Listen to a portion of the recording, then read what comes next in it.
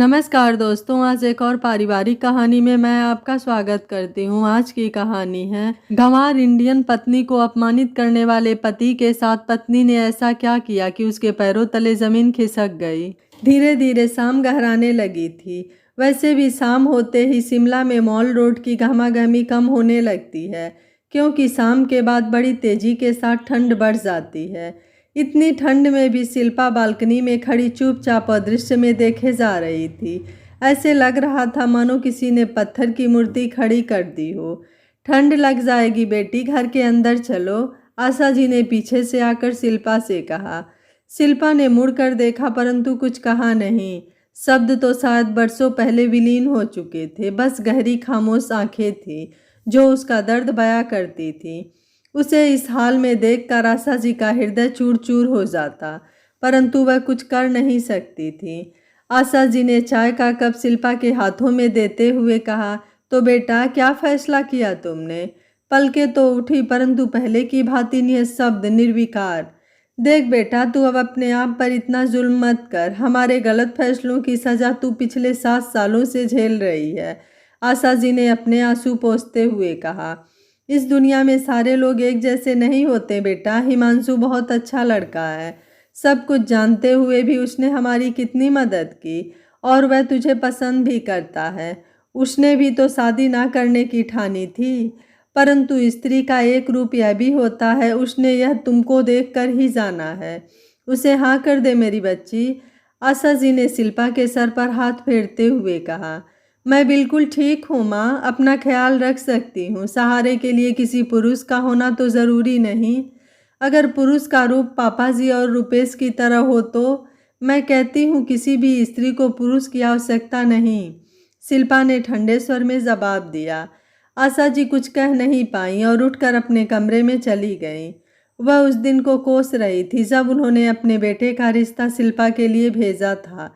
सालों पहले की बात है। आशा जी के पति मेजर साहब और शिल्पा के पिता दोनों की आपस में बहुत गहरी मित्रता थी। शिल्पा के गुण और सुंदरता को देखकर आशा जी मन ही मन बहुत प्रसन्न होती और उसे अपने बहू बनाने का सपना देखती।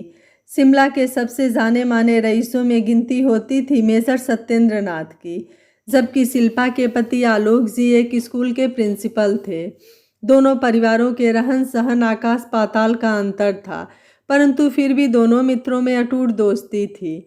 जहां मेजर साहब के घर आए दिन रईसों की पार्टियां होती, शराब की नदियां बहती, वहीं आलोक जी के घर का वातावरण बड़ा सात्विक था।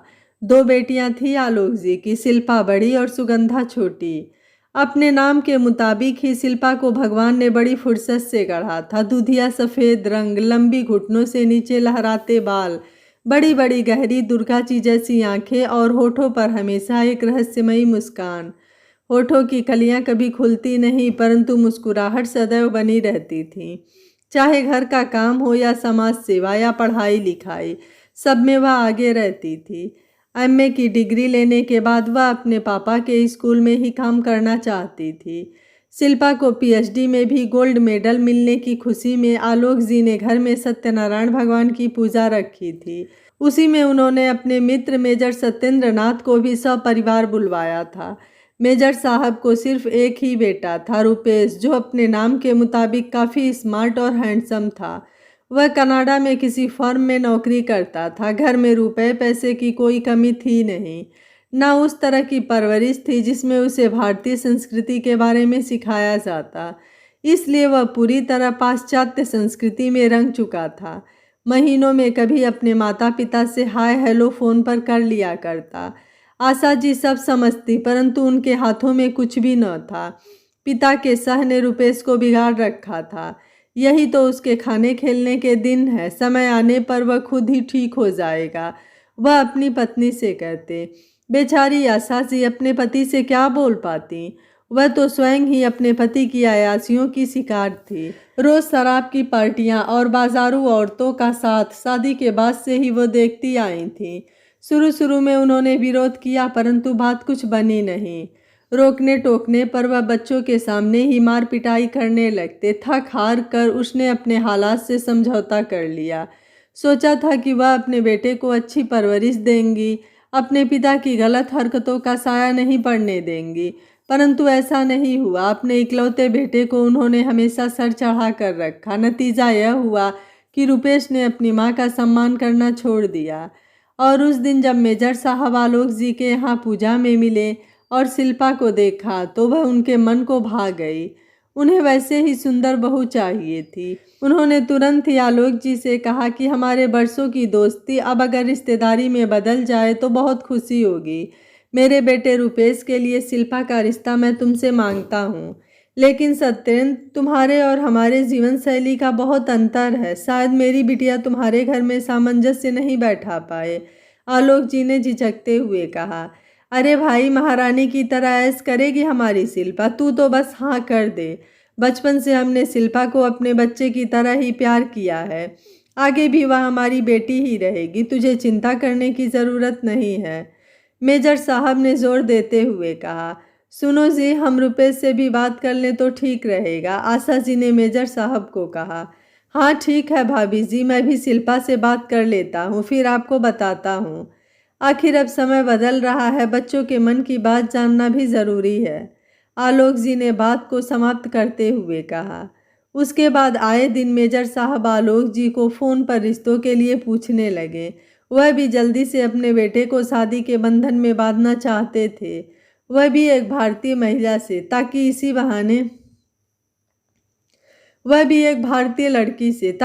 बहाने वह अपने देश से जुड़ा रहे, क्योंकि वह जानते थे अगर उसने वहां शादी कर ली तो फिर कभी पलटकर भारत नहीं आएगा। इसलिए जल्द से जल्द वह शादी करने के पक्ष में थे। आखिरकार आलोक जी ने एक दिन शिल्पा से पूछा कि बेटा, मेजर साहब अपने बेटे के रिश्ते के लिए तुम्हारा हाथ मांग रहे हैं, तुम क्या बोलती हो?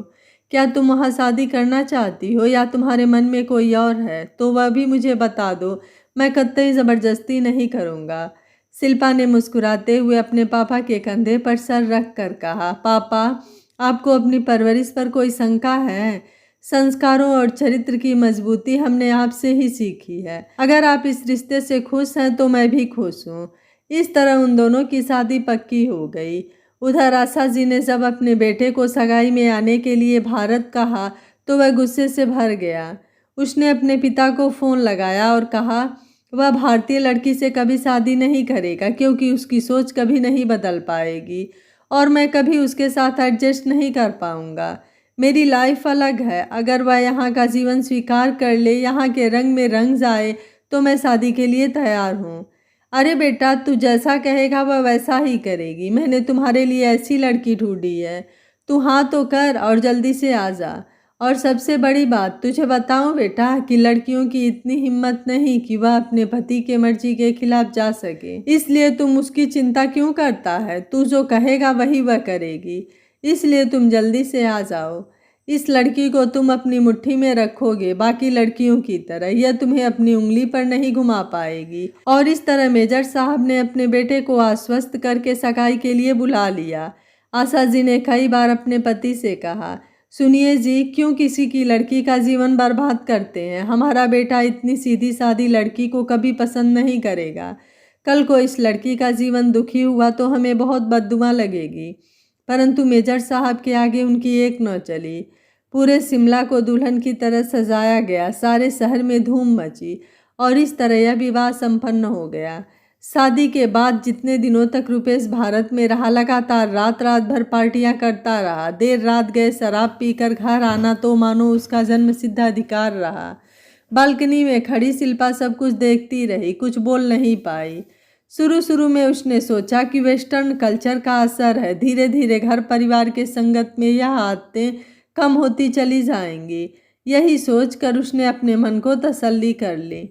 जब तक शिल्पा का वीज़ा और पासपोर्ट नहीं बना तब तक शिल्पा अपने सास ससुर के साथ ही रही। अपने सेवा, प्रेम और काम से सबके हृदय को जीत लिया। आशा जी की तो कोई बेटी नहीं थी, इसलिए वह तो शिल्पा पर वारी जाती, उसकी बलैया लेती। उनके जीवन में मानो खुशियों की बहार आ गई थी। और फिर एक दिन रुपेश शिल्पा को कनाडा लेकर आ गया। आते ही उसने अपना घर और अपना सारा शेड्यूल बता दिया। ऑफिस से आने के बाद प्रतिदिन वह क्लबों में उसे लेकर जाता। तेज संगीत के साथ चारों तरफ चरस गाजे और अफीम के धुआं के बीच शराब पीकर मदहोश स्त्री पुरुष।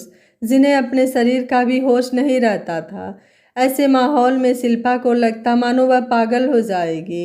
शराब पीकर मदहोश रुपेश के मित्र जब उसे भेड़ियों की तरह नोचने की कोशिश करते तो वह पागल सी हो जाती।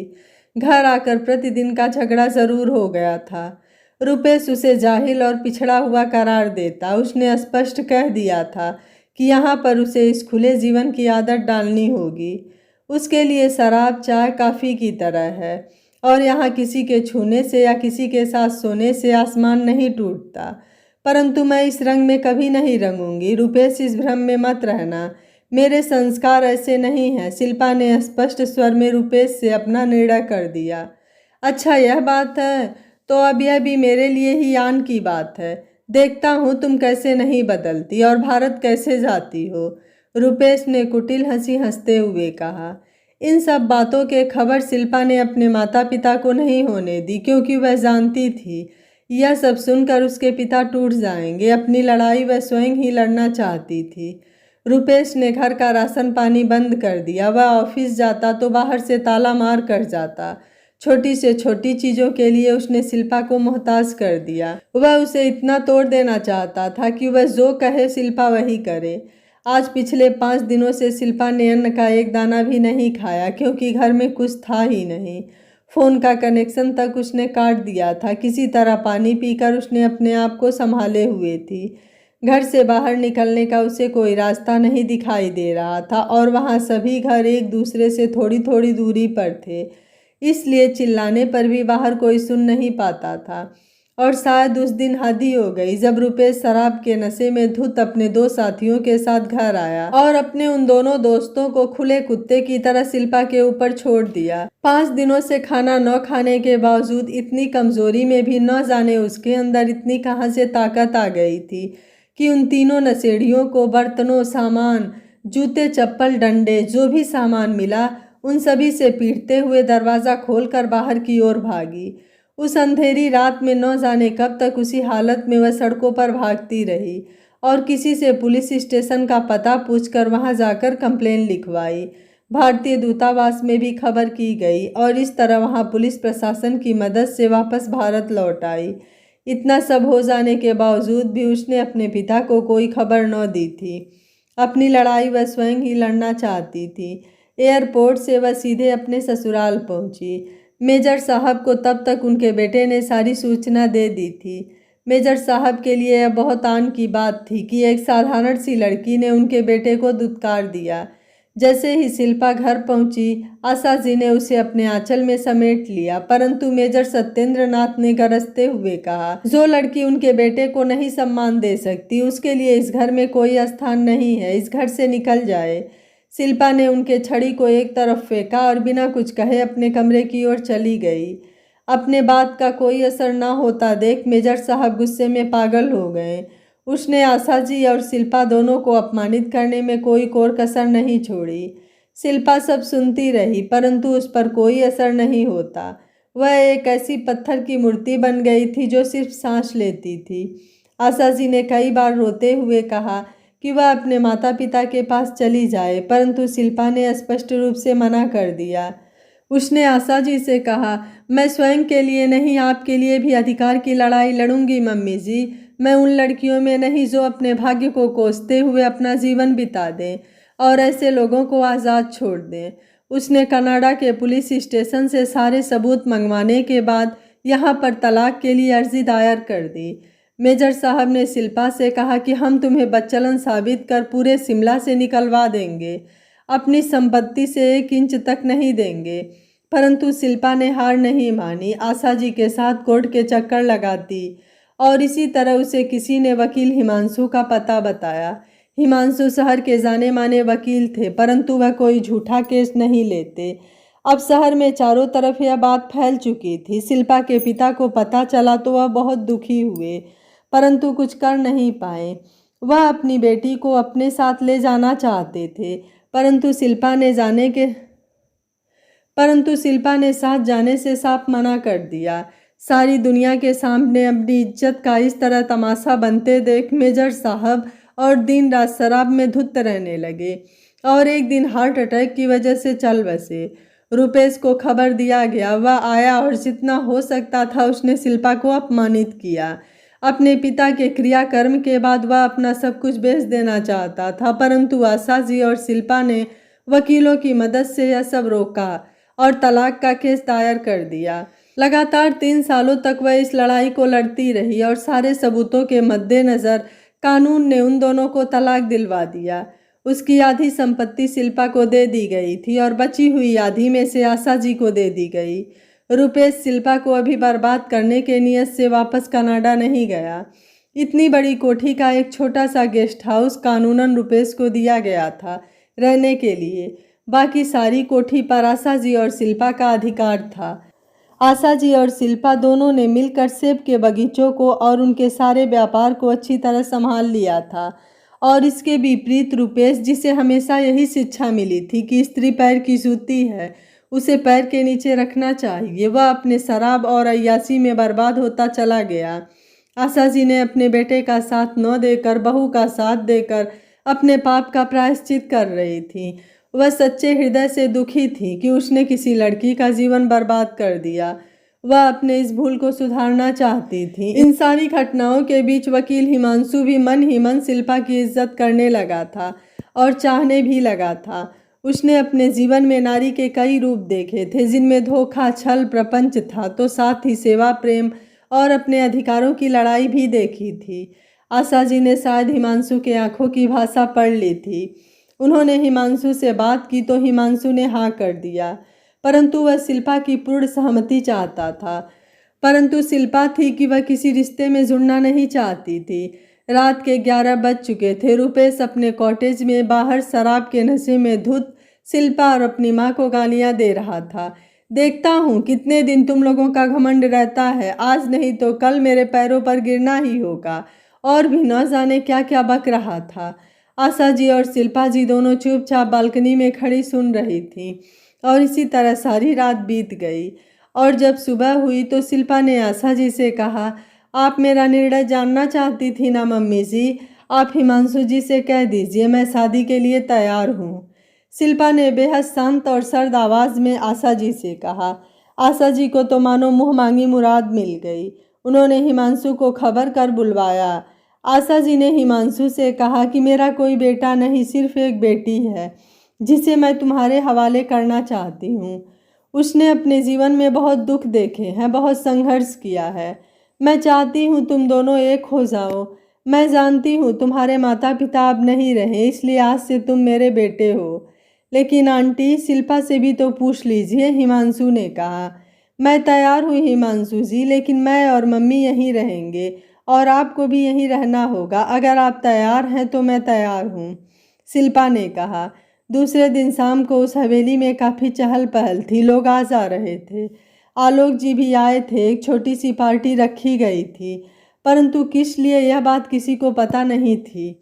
आज स्पेशल तौर पर आशा जी और शिल्पा दोनों साथ ही गेस्ट हाउस जाकर रुपेश को निमंत्रण देने गई थी। सुबह सुबह उन दोनों को एक साथ देखकर रुपेश के होठों पर एक कुटिल मुस्कान तैर गई। उसने कहा, तो आखिर मेरी ज़रूरत पड़ ही गई, क्यों? आशा जी ने मुस्कुराते हुए कहा कि हाँ बेटा, मुझे अपनी भूल का पूरा एहसास हो गया है। आज शाम मैंने एक छोटी सी पार्टी रखी है, सभी आएंगे, तुम भी आना। मैं तुम्हारी राह देखूंगी। आज बड़ी मुश्किलों से मुझे मेरी भूल सुधारने का मौका मिला है, ज़रूर आना बेटा। कहकर आशा जी वापस अपनी हवेली में आ गए। रुपेश का मन खुशी से झूम उठा। वह सोचने लगा, आखिरकार इन दोनों को अक्ल आ ही गई। माँ भी आखिर मेरे से कितने दिनों तक दूर रहती, आखिर मैं उनका अपना खून हूँ। यह सोचकर वह खुशी से मुस्कुरा उठा। शाम हुई। जान पहचान के करीबी लोग आने लगे थे। मेजर साहब के कुछ पुराने करीबी मित्र, शिल्पा के पिता आलोक जी और कुछ घरेलू लोग सभी उपस्थित थे और सभी आपस में हंस बोल रहे थे। बरसों बाद हवेली की किस्मत जागी थी और एक खुशी का माहौल था। हिमांशु भी अपने कुछ करीबी मित्रों के साथ वहां आ चुका था। तभी खुशी से झूमता हुआ, अपनी मस्ती में झूमता हुआ रुपेश आशा जी के समीप जाकर खड़ा हो गया। आशा जी ने सभी मेहमानों को संबोधित करते हुए कहा, गलती हर इंसान से होती है, परंतु समझदारी इसी में है कि समय रहते हम अपनी गलती सुधार लें। मुझसे भी आज से 7 साल पहले एक बहुत बड़ी गलती हुई थी। अपने बेटे को सुधारने के चक्कर में एक भोली भाली लड़की का जीवन हमने तबाह कर दिया था। न जाने क्यों माँ बाप यह भूल जाते हैं कि जिसे वह स्वयं नहीं सुधार सकते, उसे दूसरे घर से आई हुई लड़की क्या सुधारेगी। मेरी बहू शिल्पा ने भी बहुत दुख झेले हैं। आज मैं शिल्पा का हाथ शहर के सबसे जाने माने वकील हिमांशु जी के हाथ में देती हूँ और इन दोनों का रिश्ता पक्का करती हूँ।